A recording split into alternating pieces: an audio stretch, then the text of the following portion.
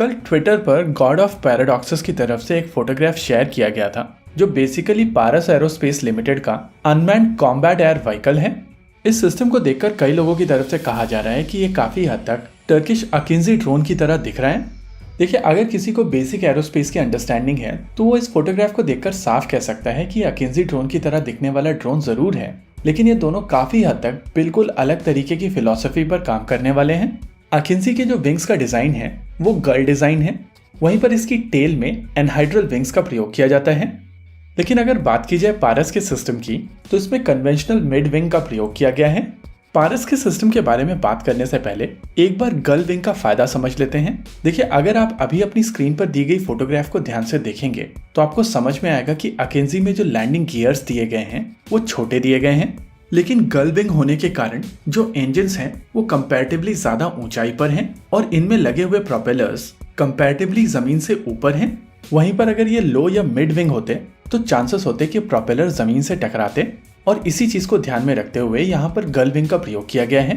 लेकिन यहाँ पर आप क्वेश्चन पूछ सकते हैं कि लैंडिंग गियर्स को छोटा क्यों रखा गया है। देखिए, छोटे लैंडिंग गियर का जो सबसे बड़ा फायदा है वो है फ्यूसलाज में कम स्पेस। जब लैंडिंग गियर रिट्रैक्ट होकर फ्यूसलाज के अंदर वापस जाते हैं तो ये कम स्पेस लेते हैं, साथ ही साथ इनका वजन भी कंपैरेटिवली कम होता है। और अनमैन्ड एरियल व्हीकल जैसे सिस्टम में जहां पर रियल एस्टेट प्रीमियम होता है तो ऐसी चीजें काफी ज्यादा इफेक्टिव हो जाती हैं। इन दोनों ही सिस्टम में हॉरिजॉन्टल स्टेबलाइजर या कहें टेल विंग सेम है। ये नीचे की तरफ मुड़ा हुआ है जिसको आप एनहाइड्रल विंग कहते हैं। वहीं पर दोनों ही सिस्टम्स के मेन विंग के साथ में विंगलेट भी लगे हुए हैं। आप में से जो लोग हम लोगों को काफी पहले से फॉलो कर रहे हैं उनको C295 वाले वीडियो से ये पता होगा कि विंगलेट का जो फायदा है वो एफिशिएंसी है।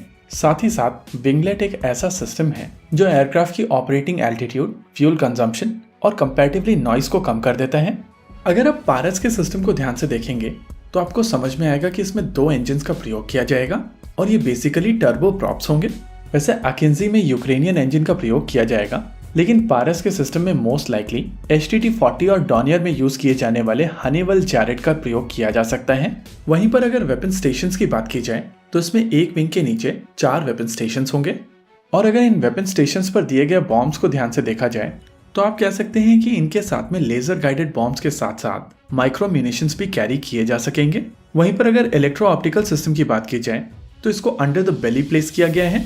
ओवरऑल लुक एंड फील में ये सिस्टम काफी फॉर्मिडेबल लग रहा है, लेकिन इसका फ्यूसलाज एरोडायनेमिक नहीं बनाया गया है और ये इंडिकेट करता है कि इस सिस्टम की स्पीड बहुत ज्यादा नहीं रखी जाएगी। वैसे भी अनमैन्ड एरियल व्हीकल्स में जो फोकस होता है वो स्पीड से ज्यादा एंड्योरेंस में होता है, और इस तरीके का फ्यूसलाज इंश्योर करेगा कि इस अनमैन्ड एरियल व्हीकल के पास में काफी जगह हो जिसमें फ्यूल स्टोर किया जा सके। वैसे ऑलरेडी कई लोगों की तरफ से अलग अलग सोशल मीडिया प्लेटफॉर्म पर यह चीज कह दी गई है कि भारत की तरफ से अभी तक तपस बनकर तैयार नहीं हुआ है और हम लोग अलग अलग UAV के बारे में बातचीत कर रहे हैं। देखिए, जब तपस के ऊपर काम शुरू किया गया था तो उसके ऑब्जेक्टिव्स अलग थे और आज की तारीख में जो रिक्वायरमेंट है वो अलग है। वहीं पर अगर DRDO की बात की जाए तो उनकी तरफ से जब भी कोई सिस्टम बनाया जाता है तो कोशिश की जाती है कि सभी कंपोनेंट्स देश में बनाए जाएं। लेकिन जब बात आती है प्राइवेट सेक्टर कंपनी की, जैसा कि इस केस में पारस एरोस्पेस है, तो ये कंपनी कमर्शियली अवेलेबल कंपोनेंट्स को ले सकती हैं। और अगर एक अनमैन्ड एरियल व्हीकल के अंदर जाने वाले कंपोनेंट्स की बात की जाए तो इनमें से ज्यादातर कंपोनेंट इस समय कमर्शियली अवेलेबल हैं। यानी कि इन कमर्शियली अवेलेबल टेक्नोलॉजी का प्रयोग करते हुए बहुत ही कम समय में एक नया सिस्टम बनाया जा सकता है।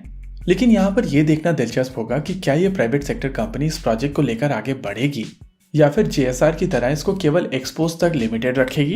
एज सच ये एक बड़ा डेवलपमेंट है और अगर चीजें आगे बढ़ती हैं तो ये इंडियन डिफेंस इंडस्ट्री के लिए काफी बड़ी चीज होगी। इसी के साथ आज के इस वीडियो में रखते हैं केवल इतना ही। वीडियो को अंत तक देखने के लिए धन्यवाद। देखते रहिए अल्फा डिफेंस। जय हिंद।